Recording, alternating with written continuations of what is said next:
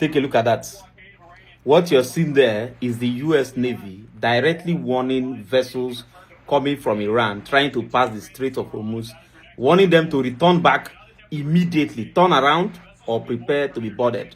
This is the voice of the US Navy warning them directly. And guess what? Today, they returned back 9 vessels coming from Iran that were supposed to pass through the strait and head to other part of the world.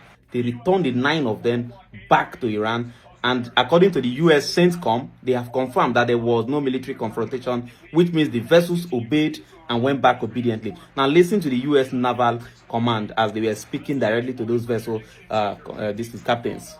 Listen. The U.S. has announced a formal blockade of Iranian ports and coastal areas. This is illegal action. All vessels are advised to immediately return to port if leaving and discontinue transit to Iran if that is your next port of call. Do not attempt to breach the blockade. Vessels will be boarded for interdiction and seizure transiting to or from an Iranian port. Turn around and prepare to be boarded. If you do not comply with this blockade, we will use force. The whole of the United States Navy is ready to force compliance. Now, from Iran, look here. See that?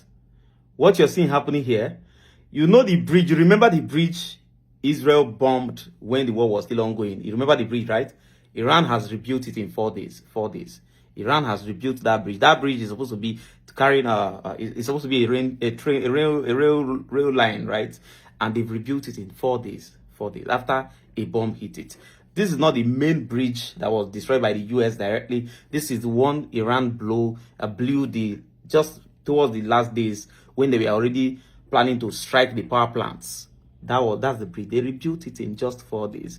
That's it to tell you that Iran is ready. Currently, Iran has now come to reality of life that they need infrastructure to thrive, not just missiles, not just drones. They need their infrastructure to be functional for their economy to work. Now, another report from other flanks, especially from Iran, is that the president of Iran has cried out, stating that Iran is weeks away from collapse if the US does not remove the blockade against them. No nation, I said it before, no nation can survive naval blockade. No nation in this world can survive naval blockade. Now, another report is that while the presidents are actually requesting for negotiation, they even said publicly that they are open for dialogue. They are willing to go back to the negotiation, but that the blockade should be lifted. In 2 days, they've lost $1 billion. In 2 days, just 48 hours of the blockade, Iran has lost over $1 billion. Now, while the president, the people who are reasonable and pursuing the democratic process or diplomatic process to resolve this matter, the RGC, that boy that runs his mouth, he said that they came out and were threatening the US, telling them, if you don't remove the blockade, we are going to block the Red Sea. We're going to use the Houthis to block the Red Sea. There is a particular choke point there again that they call the Mandeb, something like that. I've forgotten the name, sorry, pardon me. They say they are going to block it.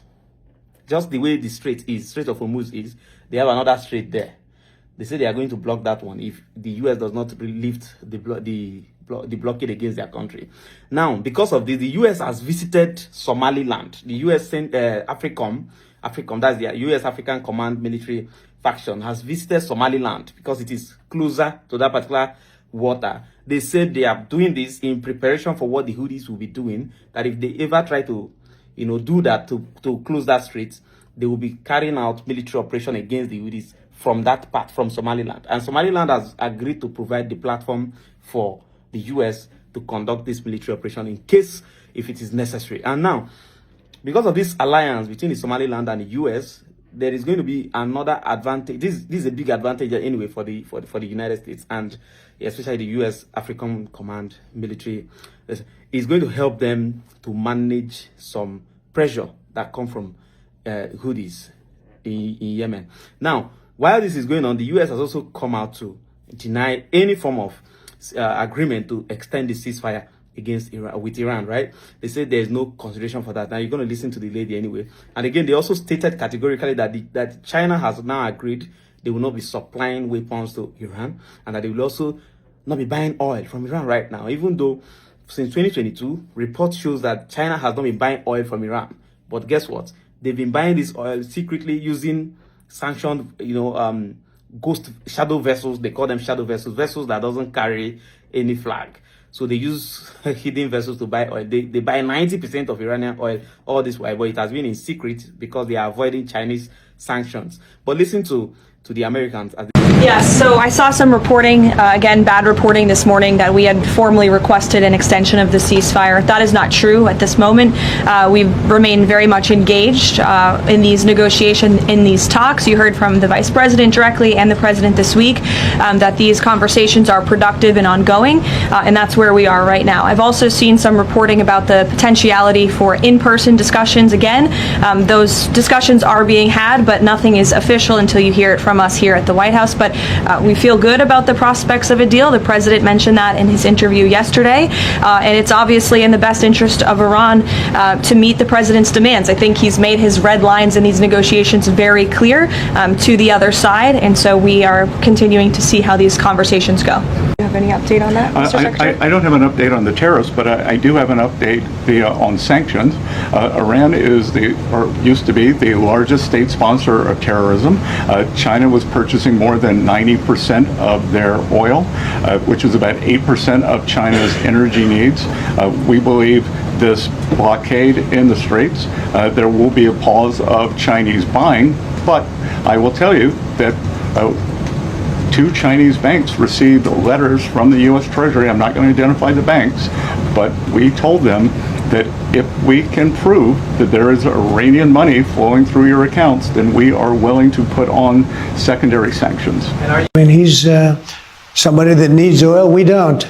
He's somebody I get along with very well. He just wrote me a beautiful letter. He wrote you a letter? Yeah, he did. He responded to a letter that I wrote because I had heard that China is giving weapons to, I mean, you're seeing it all over the place, to Iran, that China's Did he giving say he's weapons. giving them? Yeah, and I wrote him a letter asking him not to do that, and he wrote me a letter saying that essentially he's not doing that. Okay.